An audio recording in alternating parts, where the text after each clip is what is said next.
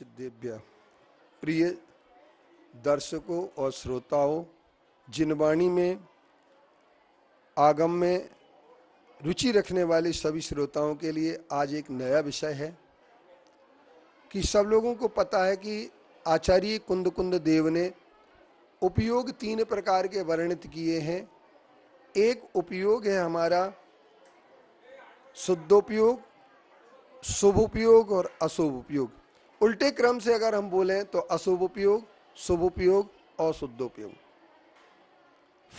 इनके सबके भावों की दृष्टि से देखा जाता है तो हमारे विद्वानों ने शुभ उपयोग को क्षयपसमिक भाव घोषित किया है और इसके लिए गाथा 65 प्रवचन सार की दूसरे अध्याय की हमें यहाँ पर विचारणीय है। सोचना पड़ेगा, चिंतन करना पड़ेगा। आत्मविश्वास के साथ हम देखें। जो जानदि जिनिंदे पेच्छदि सिद्धे तहेव अनगारे जीवे सुसानुकंपो सो उपयोगो सो सोहो तस्स। ये गाथा एक हमारे सामने दी गई है, जिस गाथा के अंतर्गत ये दिया गया है कि जीव के जो जिनेंद्र देव को जानता है, देखता है और अनंत सिद्धों में, अनगार में अपनी आस्था रखता है और जीवों में अनुकंपा उपयोग सहित होता है, वो शुभ उपयोग होता है। इस गाथा की टीका लिखते हुए आचार्य अमृतचंद्र देव ने लिखा है, विशिष्ट क्षयोपम दशा विश्रांत दर्शन चारित्व मोहिनीय पुद्गलानुवृत्ति परत्वेन परिगृहीत शोभेन उपरागत्वात् परम भट्टारक महादेवादिदेव परमेश्वर अरहत सिद्ध साधु श्रद्धा ने समस्त भूत ग्राम अनुकंपा आचरणे चे प्रवर्ता शुभ उपयोगा।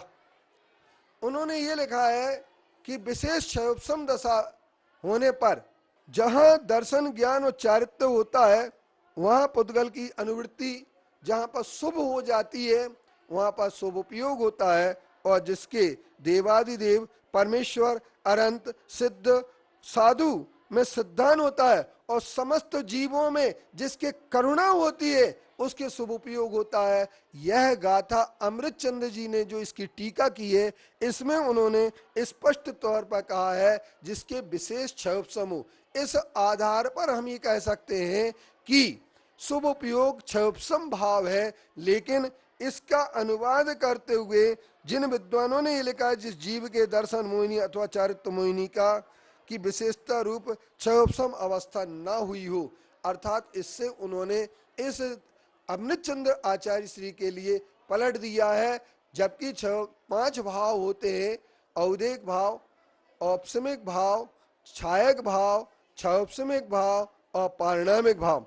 इन भावों में अशुभ उपयोग उदयक भाव घोषित किया है, जो विषय कसाय वो गड्डो दुस्सदी दुच्चित्तो दुट्ठी गोठी जुदो गो उमग्ग परो ओवोगो जस सो असुहो।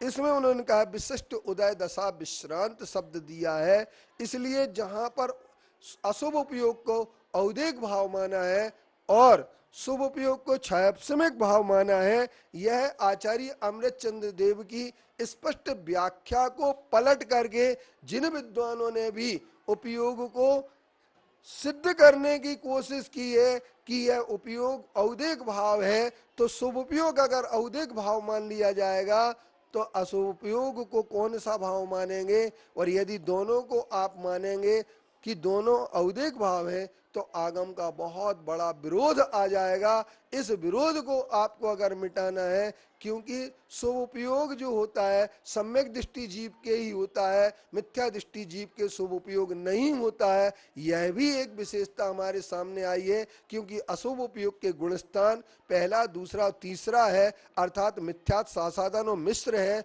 और अवृत सम्यक दृष्टि, असंयता संयत और प्रमत्त संयत, और ये गुणस्थान शुभ उपयोग के हैं।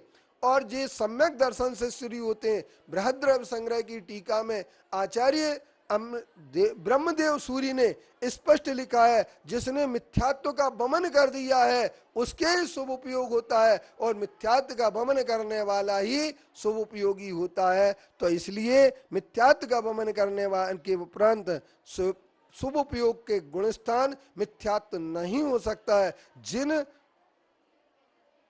सौराष्ट्र पंथ वालों ने या सोनगढ़ पंथ वालों ने शुभ उपयोग को औदेक भाव मानने का की कुचेष्टा की है, उन्होंने आगम का अपलाप ही किया है। और इस अपलाप को जब तक श्रावक नहीं समझेगा, जब तक आगम का वेदता नहीं समझेगा, जब तक आगम पर दृष्टि रखने वाले नहीं समझेंगे, तब तक किसी प्रकार से हमारा उपयोग जो है वह शुभ उपयोग की निर्णय और शुभ उपयोग के प्रति न्याय नहीं हो पाएगा। शुभ उपयोग हमारा जो होता है वह क्षयौपशमिक भाव ही है, औदेक भाव नहीं है। इस निर्णय को हम सब लोगों को आत्मसात कर लेना चाहिए।